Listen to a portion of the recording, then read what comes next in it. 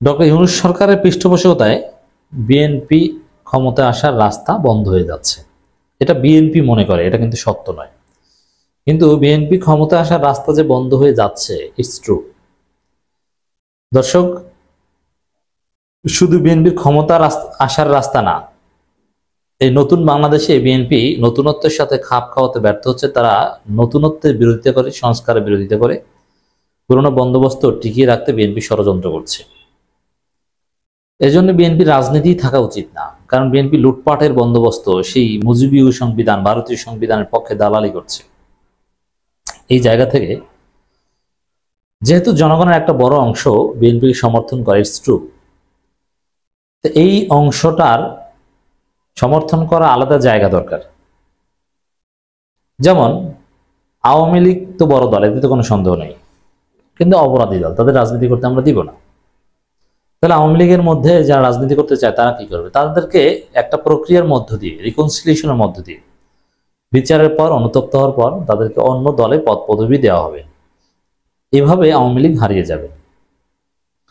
এখন বিএনপির যে সমর্থনের যে জায়গাটা, তারা জাতীয়তাবাদের কথা বলে, আরো কিছু ভালো কথা বলে, বিএনপি তো আবার লুটপাট, চাঁদাবাজ।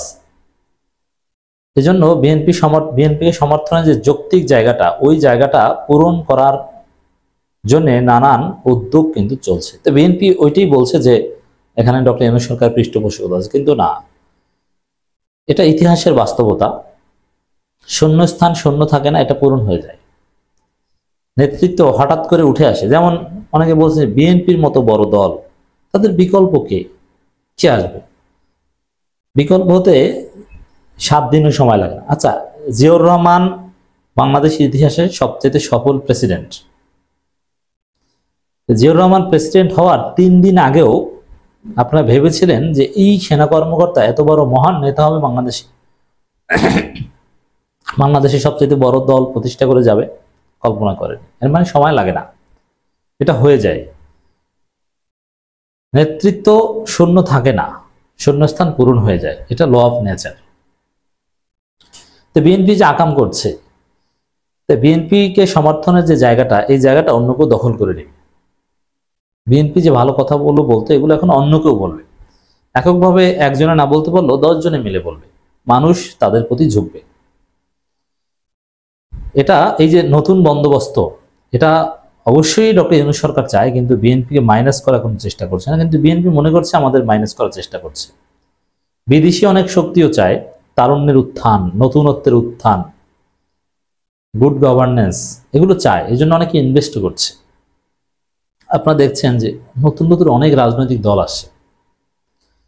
এই যে নতুন নতুন রাজনৈতিক দলগুলো আসা, যেমন এনসিপি তো বড় দল হয়ে উঠছে, কোনো সন্দেহ নাই। আরো আর একটা কি আপ বাংলাদেশ না কি নামে একটা দল আসতে যাচ্ছে।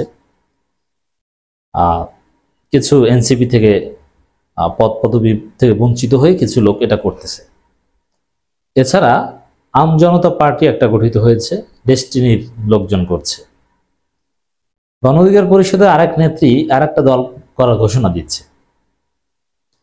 এবং আরেকটা খবর, এটা তাৎপর্যপূর্ণ, নতুন রাজনৈতিক দল নিয়ে আসছেন ইলিয়াস কাঞ্চন। ইলিয়াস কাঞ্চনও নতুন দল নিয়ে আসছেন। তো এই যে নতুন দল আর দল, এই দলগুলো মিলে এককভাবে কোনো দল না পারলেও এরা বিএনপির শূন্যস্থান দখল করবে। অনেকে হতাশ হয়ে বিএনপি ছেড়ে এইসব দলে যোগ দিবে, এবং সাবেক সেনাপ্রধানরা বা সেনাবাহিনীর সাবেক অফিসাররা অনেকে এক দল করতেছে। বিএনপির বুদ্ধিজীবীরা অনেকে এইসব দলপন্থী হয়ে যাবে, নানান হিসাব নিকাশ আসবে। এই যে নতুন কিছু, নতুন দল হোক আর নতুন কিছু মানে বিএনপির জন্য থ্রেট, পুরনো কিছু মানে বিএনপি আওয়ামী লীগের জন্য ব্লেজিং, আর নতুন কিছু মানে বিএনপির জন্য থ্রেট। এই যে ইলিয়াস কাঞ্চনরা যে দল করবেন, আমি এভাবে ইলিয়াস কাঞ্চনের দল আত্মপ্রকাশটা এভাবে ব্যাখ্যা করছি কেন? ইলিয়াস কাঞ্চনের দল কারা করবে জানেন? জামাত ইসলামের কেউ করবে না। ইলিয়াস কাঞ্চন জামাত শিবির সম্পর্কে একটা পজিটিভ ধারণা রাখতেন, জামাত শিবিরকে পছন্দ করতেন অনেক আগেই, কিন্তু হাসিনার আমলে এটা প্রকাশ করা অসম্ভব ছিল। ইলিয়াস কাঞ্চন ইসলামকে ভালোবাসতেন বা ভালোবাসেন, ঠিক আছে, এই জন্য জামাত শিবিরের সাথে ক্লোজ ছিলেন। বা শিবিরের ছেলেরা তার সাথে যোগাযোগ রাখতো বা দাওয়াত টাওয়াত দিত একসময়। কিন্তু হাসিনার আমলে এটা প্রকাশ করা একদম অসম্ভব ছিল। এখন ইলিয়াস কাঞ্চনের যে ব্যক্তিগত জীবন বা তার যে বাস্তবতা, তাতে জামাত শিবির ছেড়ে বা সাবেক শিবির বা শিবিরের সাথী সদস্য কেউ ইলিয়াস কাঞ্চনের দল করবে এটা আমি মনে করি না। তাহলে তার দল কারা করবে? আর ইলিয়াস কাঞ্চন একটা ফিগার বাংলাদেশে, নিরাপদ সড়ক সে আন্দোলন করেছেন, তার একটা বড় ভিত্তি রয়েছে। তা কারা দল করবে? দেখুন, বিএনপির মধ্যে অনেক ভদ্র, মার্জিত, রুচিশীল অনেক লোক ইলিয়াস কাঞ্চনের দল করবে। এরকম আরো অনেক ছোট ছোট দল, সাবেক সেনাবাহিনী অফিসারদের যে দল, সেখানেও বিএনপির অনেক সাবেক সেনা অফিসার ওই দল করবে। তো মারাটা খাবে বিএনপি, আর বিএনপি মারা খায় নিজের ভুলে, কারণ তারা পুরনোকে আঁকড়ে ধরার চেষ্টা করছে, নতুনত্বকে ঠেকানোর চেষ্টা করছে। এই জন্য আরো নতুন কিছু আসছে, এই জায়গাটায় বিএনপি ধরা খাবে। তো বিএনপি ভেবেছিল আমাদেরকে বাদ দিয়ে দল কোথায়, ওর দল কত আসছে দেখছেন না, আপনাদের শূন্যস্থান কিভাবে পূরণ হচ্ছে। জামাত আরো বড় দল হয়েছে, এনসিপি মধ্যমপন্থী দল হিসেবে বিএনপির একটা বড় জায়গা দখল করবে, এমনকি আওয়ামী লীগেরও একটা জায়গা এনসিপি দখল করতে পারবে, সেই লক্ষ্যে আগাচ্ছে। এবং এই বিএনপি আওয়ামী লীগের শূন্যতা পূরণের জন্য আজকে ইলিয়াস কাঞ্চনের দল আপনাকে আহামরি কিছু মনে হবে না, কিন্তু আজ থেকে 10 বছর পর দেখবেন যে ইলিয়াস কাঞ্চনের দল অনেক বড় দল হয়েছে। কারণ রাজনীতিতে যেহেতু বিএনপি আওয়ামী লীগ থাকবে না, এই জায়গাটা তো পূরণ করা দরকার। এই জন্য অনেক যারা চালাক তারা দল করছে। এই দলগুলো এখন আপনারা গালি দিবেন যে রাজনীতির দোকান, কিন্তু না, 10 বছর পর বুঝবেন যে এরাই বড় দল, এরাই অনেক বড় কিছু করছে। ইলিয়াস কাঞ্চন এক্সেপশনাল ফিগার, তিনি বাংলাদেশের রাজনীতিতে ভালো কিছু করবেন, এটা আমি বিশ্বাস করি।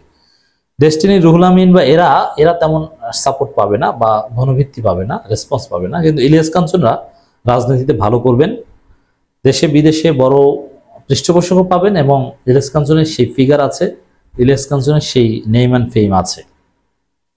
সাধারণ মানুষে অনেকে তার ডাকে সাড়া দিয়ে রাজনীতিতে আসবে, এবং ওই বিএনপির একটা শূন্যস্থান তিনি দখল করতে পারবেন। এটা হচ্ছে আমার বিশ্লেষণ। চিত্রনায়ক ইলিয়াস কাঞ্চন আনুষ্ঠানিকভাবে নতুন রাজনৈতিক দল গঠনের ঘোষণা দিতে যাচ্ছেন। আগামী 25 এপ্রিল সকাল 10টায় শাহবাগস্থ হোটেল ইন্টারকন্টিনেন্টাল রূপসী বাংলা গ্র্যান্ড বলরুমে সেই অনুষ্ঠানের আয়োজন করা হয়েছে। সেখানে তিনি তার রাজনৈতিক দলের নাম ঘোষণা করবেন। দেখেন, এখানে এই 5 স্টার হোটেলে দল ঘোষণা করা এটাও তাৎপর্যপূর্ণ। এবং গণ অধিকার পরিষদের এক নেত্রী, যিনি 24-এর আন্দোলনে গুরুত্বপূর্ণ ভূমিকা পালন করেন, তিনিও 5 স্টার হোটেলে দল ঘোষণা করতে যাচ্ছেন। এখানে মানে তাদের টাকা আছে, ফান্ড আছে। এটা চাঁদাবাজির বিপরীতে এই বৈধ টাকা বা বিদেশি অনুদান যদি থাকে, এটা রাজনীতিতে বিএনপিকে আরো বেশি পিছিয়ে নেবে। কারণ বিএনপির টাকা এখন চাঁদাবাজি, আর এই ইলিয়াস কাঞ্চনরা তো চাঁদাবাজির টাকা দিয়ে রূপসী বাংলায় বা ইন্টারকন্টিনেন্টালে সংবাদ সম্মেলন করছে না। খোঁজ নিয়ে জানা যায় দলটির নাম হতে যাচ্ছে জনতার পার্টি বাংলাদেশ। নিরাপদ সড়ক চাই আন্দোলন নিঃস্বা ভাইস চেয়ারম্যান লিটন আরশাদ এই তথ্য নিশ্চিত করেছেন।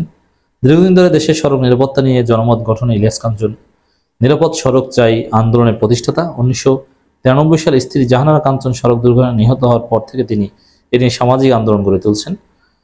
বিভিন্ন সময় তাকে নির্বাচন করার আহ্বান জানানো হলেও এবারে এই প্রথম সরাসরি রাজনীতিতে প্রবেশ করছেন তিনি। তার স্বাধীনতার স্বতন্ত্রবোধ ধরে রেখে তিনি রাজনীতিতে আসছেন। আমি নিশ্চিত তিনি রাজনীতিতে ভালো করবেন, এবং যেহেতু তিনি ডানপন্থী, এজন্য ইলিয়াস কাঞ্চনের রাজনীতিকে আমরা সমর্থন জানাই, রাজনীতিতে তার জন্য শুভকামনা জানাই, আমরা তার পাশে থাকব।